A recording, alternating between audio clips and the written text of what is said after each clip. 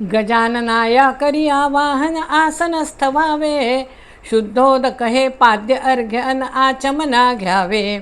दूध दही धृत मध शर्करा पंचामृत स्नान, अथर्व शीर्षे रुद्र सूक्त सहस्री सूक्ते स्नान.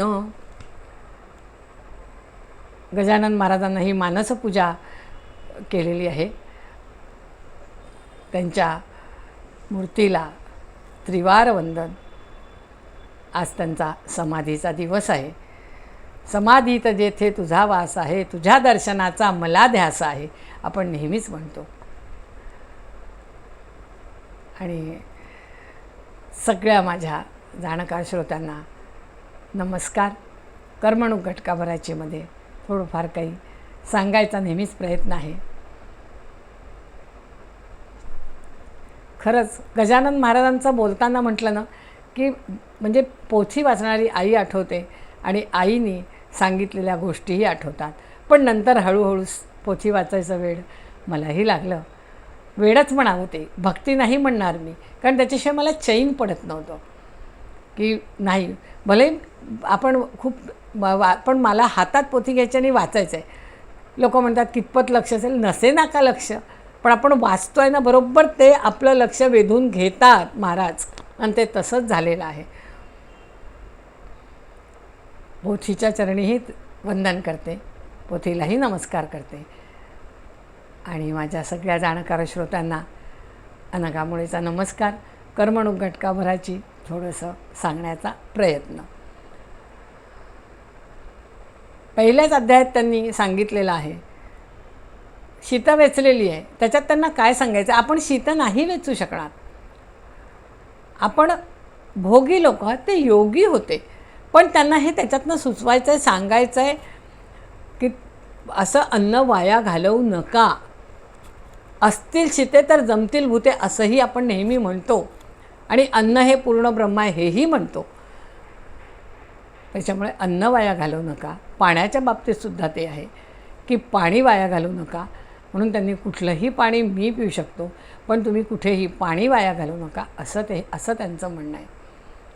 आणि ते आपण सगळ्यांनी पोथी वाचताना याच्याकडेही लक्ष दिलं तर आपल्यालाच आणि आपल्या पुढच्या पिढीला, म्हणजे उद्या पाणी येणार नाही असं न येता आजच आपण पाणी वाचवलं पाहिजे असं आलं पाहिजे. म्हणजे उद्याचा दिवस आपला चांगलाच जाणार आहे, पाणी भरपूर येणार आहे असंही त्याच्यात आहे.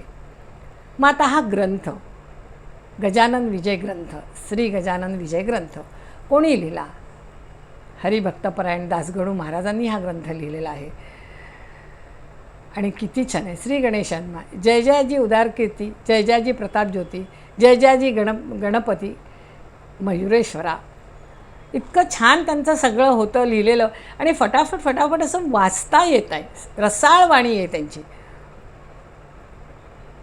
त्यांच्याबद्दल थोडंसं सांगायचं, अगदी थोडक्यात सांगायचा माझा प्रयत्न आहे हा, की दासगणू महाराज यांचे आजोबा मामलेदार, वडील वकील, चांगल्या म्हणजे अगदी चांगल्या घराण्यातले, अगदी सगळे लोक शिकलेले, पण ह्यांचं शिक्षणात लक्ष लागलं नाही. यांचं जरा हे थोडे म्हटलं तर भक्ती मार्गाकडेही होते, आणि हे शिपाई झाले. आणि हे ना लावण्या लिहायचे. म्हणजे मी पण जेव्हा वाचलं, ऐकलं, थोडंफार आईनेही पण सांगितलेलं होतं, तर ते आश्चर्य वाटायचं. तेव्हा कळायचं नाही काही, मग लावणी लिहितात म्हणून काय झालं, पण तेव्हा ते नाही.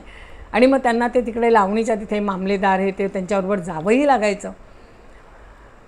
त्यांच्या लावण्यासुद्धा चांगल्या प्रसिद्ध झालेल्या होत्या. मग आईला काळजी वाटायची की अशा मुलाचं लग्न कसं होईल. आईला फक्त एकदा मुलगा नोकरीला लागला की लग्नाची काळजी. मग असा मुलगा लग्न पत्रिका दाखवली.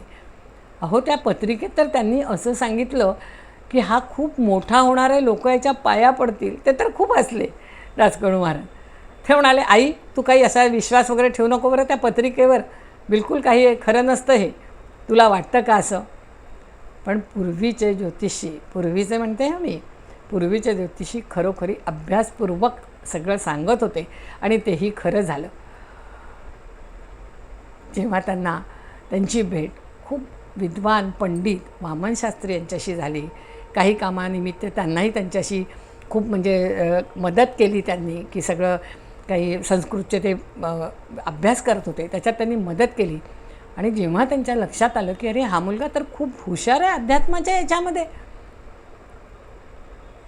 आणि त्यांनी त्यांना तेवढंच सांगितलं फक्त की तू पंढरपूरला जा.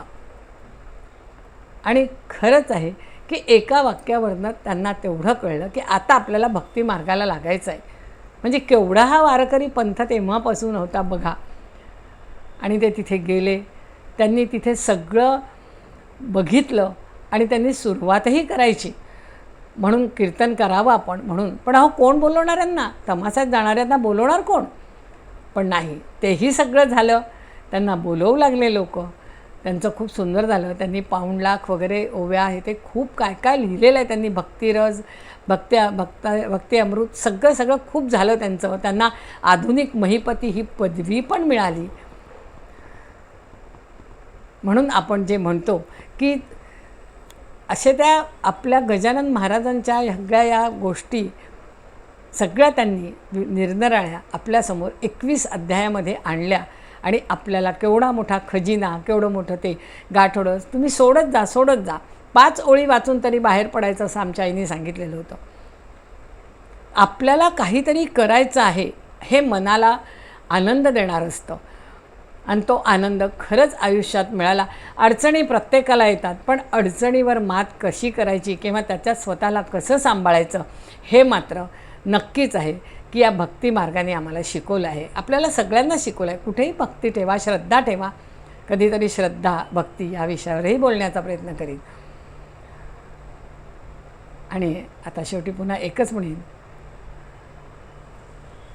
मानस पूजा तुझी करते देवा, आणि असंच माझ्यावर कायम लक्ष असू दे.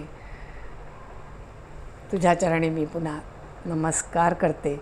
आणि मी नेहमी हेच म्हणते की काय जे मी थोडंफार बोबडं बोलत असेल ते बोबडं बोल, मी गजानन महाराजांच्या कृपेने, त्यांच्या आशीर्वादानेच बोलते. आणि पुन्हा गजानन महाराजांना नमस्कार करते आणि माझ्या शब्दांना विराम देते. गजानन महाराज की जय.